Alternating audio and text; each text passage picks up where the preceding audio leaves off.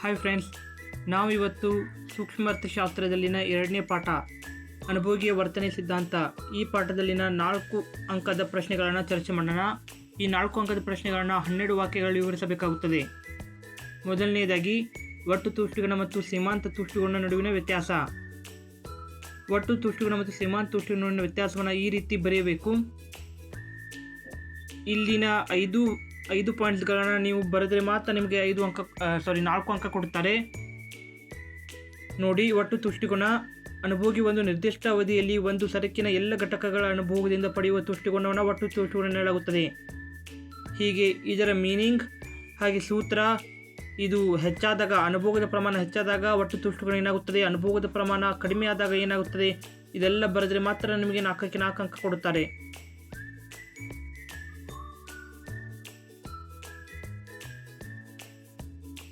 ಇದು ತುಂಬ important question. ನೀವು first test, mid term, preparatory, annual ಎಕ್ಸಾಮ್ಗೆ ಹೆಲ್ಪ್ ಆಗುತ್ತೆ. ಗಮನಿಸಿ ನೋಡಿ. 2ನೇ ಕ್ವಶನ್, ಒಂದು ಸರಕಿನ ಸನ್ನಿವೇಶದಲ್ಲಿ ಬೇಡಿಕೆ ರೇಖೆಯ ನಿಷ್ಪತ್ತಿಯನ್ನು ರೇಖಾಚಿತ್ರದೊಂದಿಗೆ ವಿವರಿಸಿ. ಇದೇನು ಅಷ್ಟು ಇಂಪಾರ್ಟೆಂಟ್ ಅಲ್ಲ, ಬಟ್ ಇದು ಪ್ರಿಪ್ರೇಟರಿ ಹಾಗೆ ಮಾಡೆಲ್ ಕ್ವಶನ್ ಪೇಪರಲ್ಲಿ ಬಂದಿತ್ತು. ನೋಡಿ, ಓದೋದಾದರೆ ಓದಿ, ಅಷ್ಟೇನು ಇಂಪಾರ್ಟೆಂಟ್ ಏನಲ್ಲ.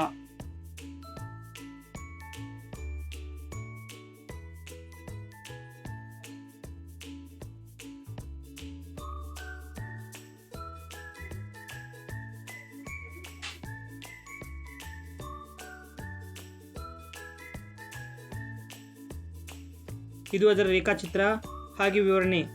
ಇಷ್ಟು ಬರೆದರೆ ಮಾತ್ರ ನಿಮಗೆ 4ಕ್ಕೆ 4 ಅಂಕ ಕೊಡುತ್ತಾರೆ.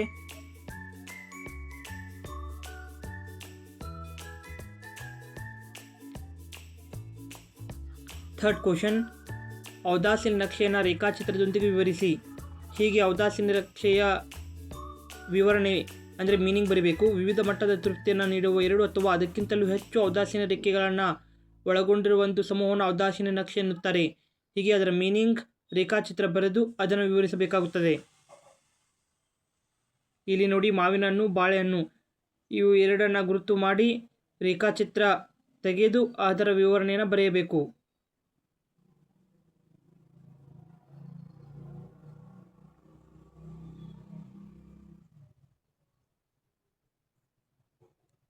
ಏಕಾತ್ಮಕ ಒಲವು, ಇದು ನಿಮಗೆ 2 ಅಂಕಕ್ಕೆ ಸಹ ಕೇಳಲಾಗುತ್ತದೆ.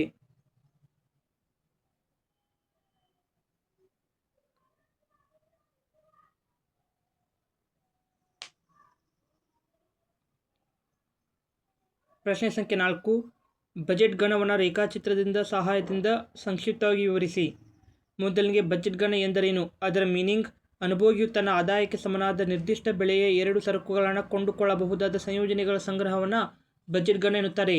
ಅದರ ಮೀನಿಂಗ್, ಅದರ ಸೂತ್ರ, P1 x1 + P2 x2 = P1 x1 + P2 x2 delta minus m. ಇದರ ಸೂತ್ರ ಹಾಗೆ ಅದರ ವಿವರಣೆ ಬರೆಯಬೇಕು. ಬಜೆಟ್ ರೇಖೆಯ ಇಳಿಜಾರಿನ ನಿಷ್ಪತ್ತಿಯನ್ನು ನಿರೂಪಿಸಿ. ಇದೇನು ಅಷ್ಟು ಇಂಪಾರ್ಟೆಂಟ್ ಅಲ್ಲ, ಬಟ್ ಪ್ರಿಪ್ರೇಟರಿ ಮತ್ತು ಮಾಡೆಲ್ ಕ್ವಶನ್ ಪೇಪರಲ್ಲಿ ಬಂದ ಕಾರಣ ನಿಮಗೆ ಇದನ್ನು ಕೊಟ್ಟಿದ್ದೀನಿ. ಒಂದ್ಸಲ ಓದಿ. ಅದರ ರೇಖಾಚಿತ್ರ ಕೂಡ ಅಗತ್ಯ.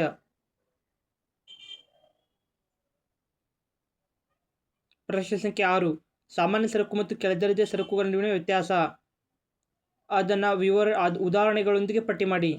ಹೀಗೆ ಸಾಮಾನ್ಯ ಸರಕುಗಳ ಮೀನಿಂಗ್ ಮೊದಲು ಬರೆದು ನಂತರ ಈ 4 ಪಾಯಿಂಟ್ಸ್ಗಳನ್ನು ಇನ್ಕ್ಲೂಡ್ ಮಾಡಬೇಕು. ಸಾಮಾನ್ಯ ಸರಕುಗಳಲ್ಲಿ 4 ಪಾಯಿಂಟ್ಸ್, ಕೆಳದರ್ಜೆ ಸರಕುಗಳಲ್ಲಿ 4 ಪಾಯಿಂಟ್ಸ್, ಹಾಗೆ ಉದಾಹರಣೆ ಸಹಿತ ಅದನ್ನು ಪಟ್ಟಿ ಮಾಡಬೇಕು.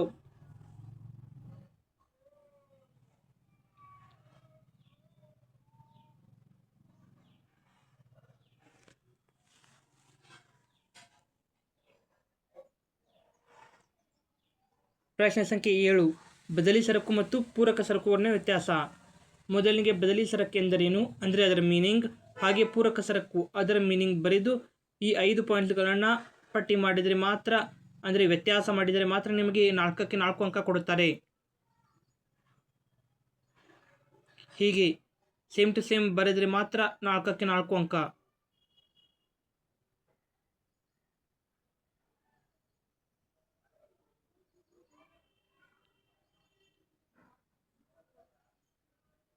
ಪ್ರಶ್ನೆ ಸಂಖ್ಯೆ 8.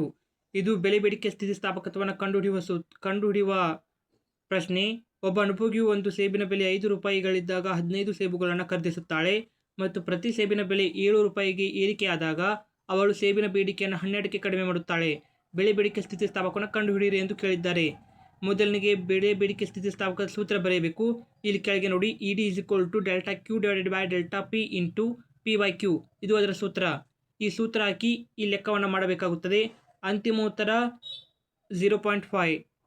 ಈ ಪ್ರಶ್ನೆಯ ಉತ್ತರವನ್ನು ನಾನು ಬೇರೆ ವಿಡಿಯೋದಲ್ಲಿ ಮಾಡಿ ವಿವರಣೆ ಸಹಿತ ತಿಳಿಸುತ್ತೇನೆ. ಜಸ್ಟ್ ಈಗ ನೋಡಿಕೊಳ್ಳಿ ಮಾತ್ರ. ನಾನು ಬೇರೆ ವಿಡಿಯೋದಲ್ಲಿ ಈ ಬೆಲೆ ಬೇಡಿಕೆ ಸ್ಥಿತಿಸ್ಥಾಪಕತ್ವ ಈ ಟಾಪಿಕ್ನ ಕವರ್ ಮಾಡುತ್ತೇನೆ.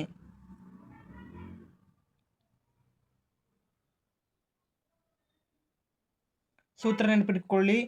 ಸೂತ್ರ ಬರೆದರೆ ಸಾಕು, 1 ಅಂಕ ಕೊಡುತ್ತಾರೆ.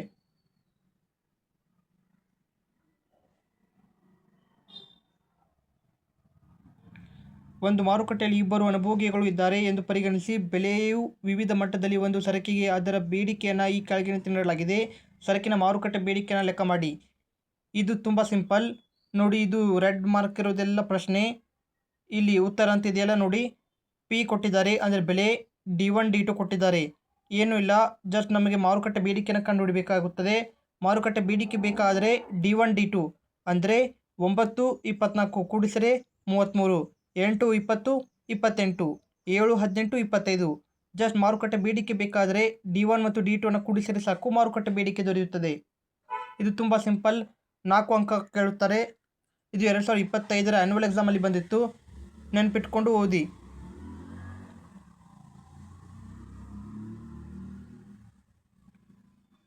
ಈ ಪಾಠದಲ್ಲಿ 6 ಅಂಕದ ಪ್ರಶ್ನೆಗಳು ಸಹ ಇವೆ. ಅದನ್ನು ನಾನು ಬೇರೆ ವಿಡಿಯೋದಲ್ಲಿ ಮಾಡಿ ತಿಳಿಸುತ್ತೇನೆ. 4 ಮತ್ತು 6 ಅಂಕದ ಒಂದೊಂದು ಪ್ರಶ್ನೆಯನ್ನು ಇಲ್ಲಿ ಕೇಳಲಾಗುತ್ತದೆ.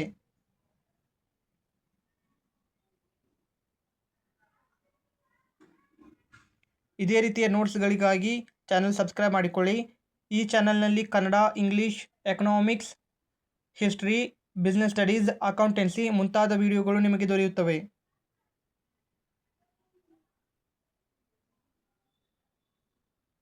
Thank you.